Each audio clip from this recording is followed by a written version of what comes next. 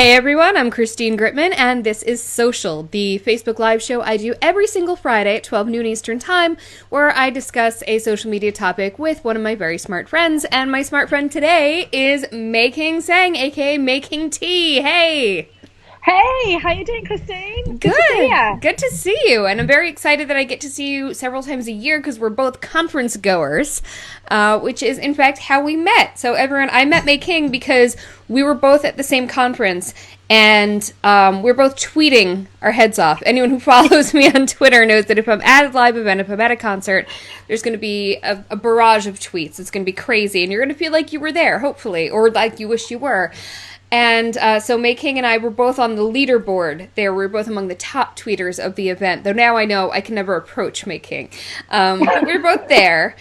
And then I learned she does this all the time. So May King, let's talk about what it is exactly that you do with that when you're at a conference, and how you turned that into a career, which is the coolest part. So, as everyone said, hi everyone, my name is Making Tsang. My first name is May King, and I'm on all the socials. She's not May. Making tea. Not May, no. On all the socials as Making Tea. And I am a professional live tweeter, which means that I tweet on behalf of events, on behalf of sponsors, on behalf of attendees, and I tweet at the rate of knots. And the whole idea behind it is to amplify my client's message on Twitter. But I extended it to other platforms this year. So live tweeting I've been doing for several years for several clients, conferences, festivals, that kind of thing. And this year I decided I was actually going to pitch somebody. So I actually pitched our fabulous friends Andrew and Pete. I love them. They're amazing. So I pitched them and I said, hey, Andrew and Pete, do you want a professional live tweeter? And they said, no. And I went, ooh. But they said, can you do Instagram and Facebook at the same time? And I said, yeah, sure, no problem. Goes off to Google. I've got 30 hands. Why not? Yeah. So I'm not as prolific on Facebook, and I did have to, Google Instagram just to see what it's all about. I do. Anyway, so they hired me to be their, we called it the FOMO creator. So it was actually Andrew who came up with the name. Mm-hmm. And they knew, as a conference organizer, they would be too busy checking out the logistics, making sure everyone's happy, the sponsors, the attendees, the speakers, and so on. So they needed someone to create that excitement, create that buzz on social media whilst they were doing their thing. And also they were speaking from the stage as well. Yeah, because that's always a shame, because you see an account who's, throwing an event, you see them do so much promo in advance, but then the day of, they completely drop off. Exactly. And I get it. They're so tired. They almost want to fall asleep for the next 3 months because they're so knackered after creating the event. I get it. However, the event itself is the best time to publicize your next conference. Yes. Andrew and Pete totally understood that. They hired me. I tweeted. I think I tweeted on average 1,200 times. We managed to reach 28.5 million people that day. We trended on the same day as International Women's Day. Wow! And I did a lot of interviews on Instagram stories. I went in their Facebook group and I did interviews there and just created that buzz. So much so that we managed to sell 425 tickets for their next event within a week. Which I need to point out is twice as many tickets as even existed for the first event. Yeah, that's right. That's exactly right. Yes. So, yeah. I think that, as I say, Andrew and Pete completely understood what I was doing. It's creating that buzz, creating that excitement, and everyone wants to be part of that party, don't they? And if they're sitting on the fence, they want to see, is the party any good? And so if they see all these tweets, they see all this Instagram posts, see all these Facebook posts, they want in on the party. And that's exactly what happened. And that's what a FOMO creator does. That's what I do. Yeah, and as Tim says here, they were FOMOing at the mouth for it. Because that's true. Because the thing is, there were people I saw on Twitter, because, I'm in many of the same online circles as you are. So we knew about Atomicon. We know Andrew and Pete. We're followers of theirs. But I saw a ton of people who are not in Andrew and Pete's circle, who are saying, what is this Atomicon that everybody is talking about? And you know what? So many of those people are coming in April to the next one. And it was very interesting to me because at the event, Andrew and Pete said that when they set out to do this, they really didn't think they were going to get all the people that they were going to get. And they wound up having to kind of expand the rearranged seating in the venue and stuff so that they could pack in as many people as possible. But they weren't expecting that level of response. But then they took a very big step, and their next event is significantly larger. It's a much bigger and more expensive venue. They have some incredible speakers coming. Not that they didn't have incredible speakers at this one, because they did. They started strong. And it's not just because I was a speaker. But but they're really bringing it. And the fact is, the way they knew that that could happen is because they knew that they could get the buzz for it. And that's a huge part of it. As you said, you reached millions of people. So tell us a bit about how you know that. How do you track how much how much reach your correspondence is getting here? There's various reports that you can get. So Twitter's very kindly opened up their API, the Application Programming Interface, I think that's what it's called, which means that we can actually grab the statistics of what's actually happening. So I use a reporting tool called Tweetbinder, and it can track a hashtag across a week and see how many people it's reached. And it will give you lots of other stats as well. So as I say, I tweeted on behalf of Andrew and Pete. And so it showed how many people it reached that day. It showed how many tweets were generated. So 3,149 tweets were generated on that day. And as I said earlier, yeah, exactly. So over 3,000, and 1,200 of them were the ones that I created. So the reports give you all of that, shows you the top photographer, shows you the most retweeted tweets and that kind of stuff. On the other socials, however, Facebook and Instagram and LinkedIn, they're not as open. So for some of my clients, I've had to manually go in and count how much reach and how many posts I did in what time frame, and also track the comments that people have made as well, because we want to track, for my clients, we want to track whether the FOMO worked, whether they are booking onto the next event, or whether they have never heard of the event and they've said they want to know more, that kind of stuff. So the other platforms is a little bit tricky, but Twitter is quite easy because I can just generate a report from that. That's incredible, and that's fantastic because, of course, showing the ROI is especially important when what you're proposing is something that most conference planners don't already have in their heads as something that they need for an event. So let's talk about how you've moved forward from there and really made this a job. So, so following on from Andrew and Pete, it really gave me the confidence that I can tweet on Facebook and LinkedIn and Instagram. And in fact, I've just had so many inbound leads. I haven't had to chase anybody. Love really. That. I know, and so because it was just word of mouth basically. So the biggest conferences in the UK, I've been able to FOMO create for. So there was Janet Murray's incredible conference early this year, Build Your Audience Live, and so when I FOMO created for her, I did a similar thing. I was Instagramming stories. I was interviewing attendees and speakers in her very active Facebook group, and I spoke as well. So I actually spoke about how to create FOMO for your own business. So you were juggling. You weren't there live tweeting yourself while you were on stage, were you? No, I wasn't. No, I have done that before, but not on this occasion. I was going to say, knowing you. Yeah. So as a result of that particular conference, we reached 31.5 million people that day, and 55% of her tickets were sold for her conference that she just had in November. And then there's another conference that I did, Cambridge Social Day, which is fast becoming a really amazing conference. It only had its second year this year, and I actually tweeted on behalf of the conference and also one of the sponsors. Oh, wow. So this is something that is interesting. A lot of sponsors will, sponsor an event, and they'll wait for the attendees to come to their table. And the thing is, it's like having a bricks and mortar. not many people come to your event. Maybe they'll grab a leaflet and wait for you to, go home. So it's so much better if you can tell them in advance, hey, we can't wait to meet up with you at this event. And that really gets you in on the pre-networking, using the hashtag, all of that. That's exactly right. You become a destination. Exactly. So I was tweeting on behalf of Quicc. So Quicc is a captioning tool. They're amazing, right? So Chrissy came along to the UK and visited several conferences. She sponsored Cambridge Social Day, and I was tweeting on their behalf and engaging with some of the attendees, who were also tweeting.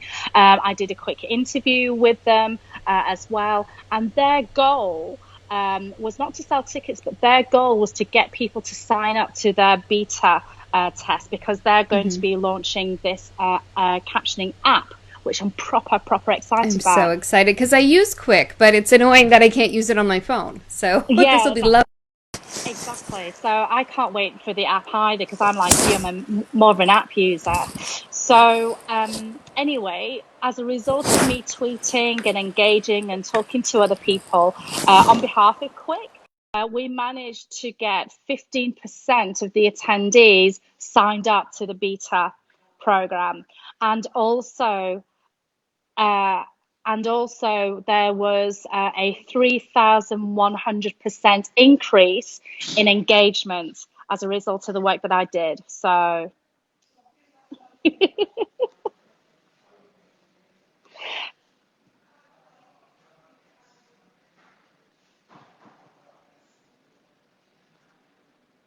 now, Christine, I can't actually hear you at the moment, I'm afraid. Sorry.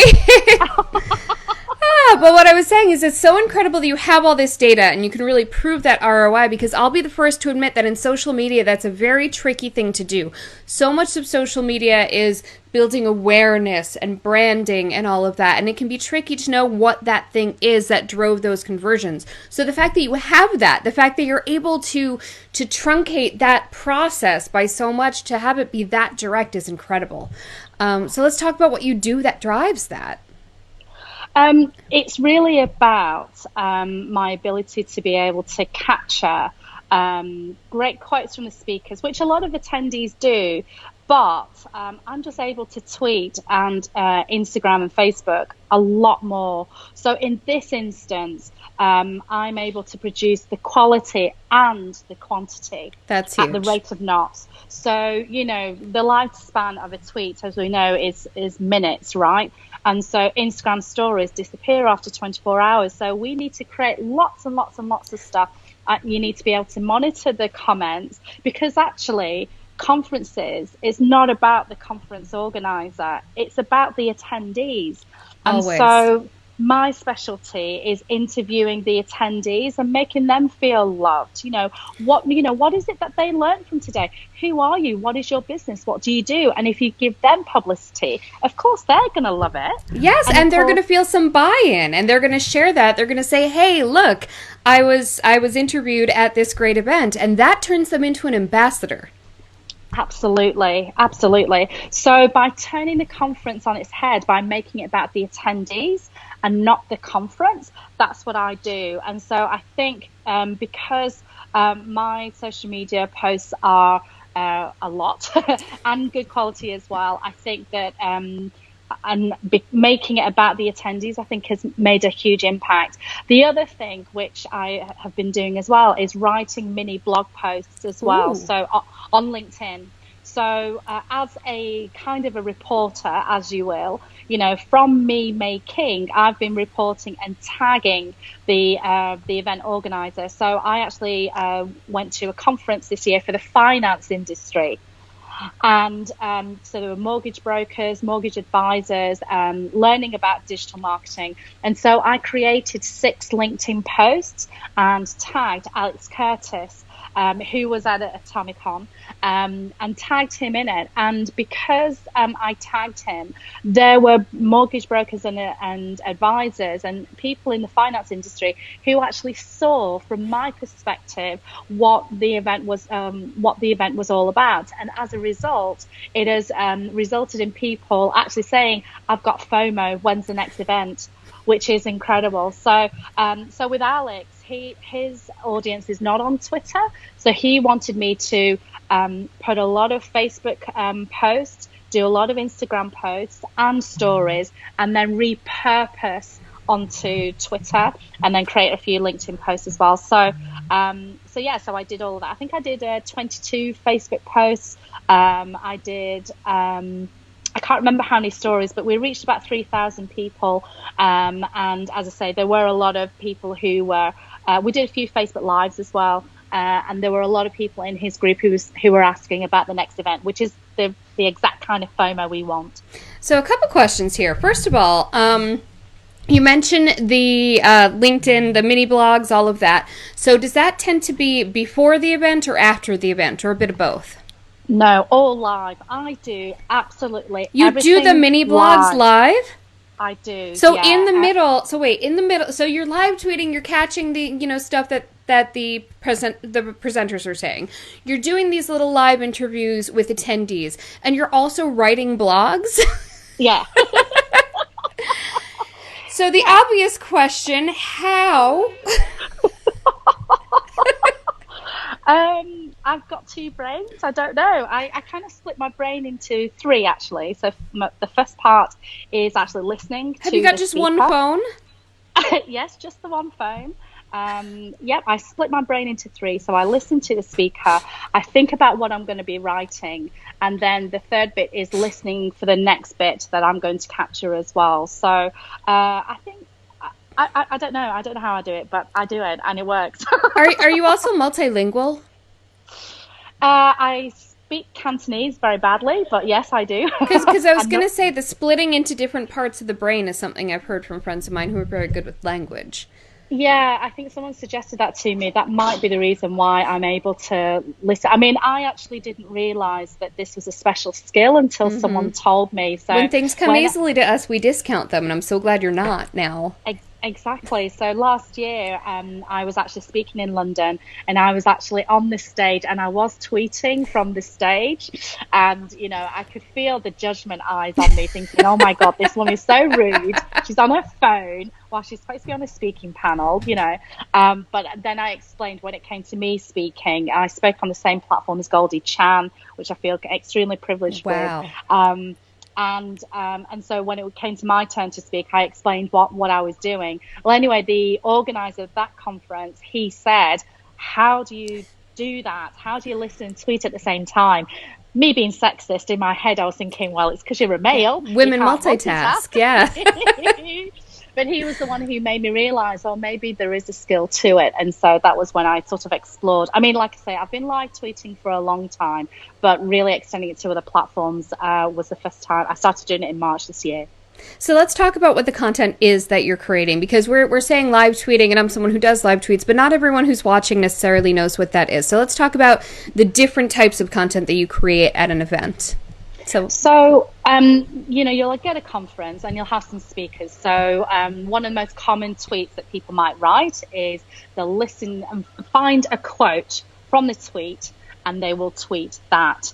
Now, what I do, because sometimes, because people are sitting on the fence, or they're not at the conference, what I like to do is actually tell a story within a tweet and explain the context behind that quote. Wow. Because sometimes you may get tweets that just don't mean a thing to anybody who's outside of the conference. So it's kind of like having an in-joke, and we don't like people having an in-joke when we're not part of the crowd, right? Right. So I try and explain the story as much as I can, and then add the quote to it. So quoting speakers but giving context to the speaking is what I do. I often take a good photograph and explain a little bit about who that person is, what they do, what they're talking about. I often capture moments as well, like a photographer sometimes. I might capture a bit of video, and there might be a networking segment, like a tea break. So I might go in and capture a bit of video to show the atmosphere, to show the excitement, the buzz, and what have you. So that's something that I do. I also interview people. That's my biggest strength. So as I say, with a lot of conferences in the past, you'll get a videographer who'll go up to attendees and say, kind of gives a testimonial. And most people will just look what like do I say? Yeah, bunny in headlights. Oh, Yeah. I don't know what to say. I'm on camera. Oh. But when I've approached people and said, would you like a bit of publicity for your business? Well, who's going to say no, right? Mm-hmm. Of course, because you're making it about them. And so I've had people who've come up to me who've been really, really frightened about going on video. But when I've said that I will give you publicity for your business, suddenly they realize they've got to get out of their comfort zone, and they will get on video and they will talk a little bit about their business. So it's just a 2-3 minute interview about their biggest takeaway. What did they learn? Who they are, what they do, who they service, and any final words for anybody listening to the video, really. So I capture those moments, and also just the fun aspects of the conference. You know, a lot of people might take photographs of the food. Food is so important at a conference, you know.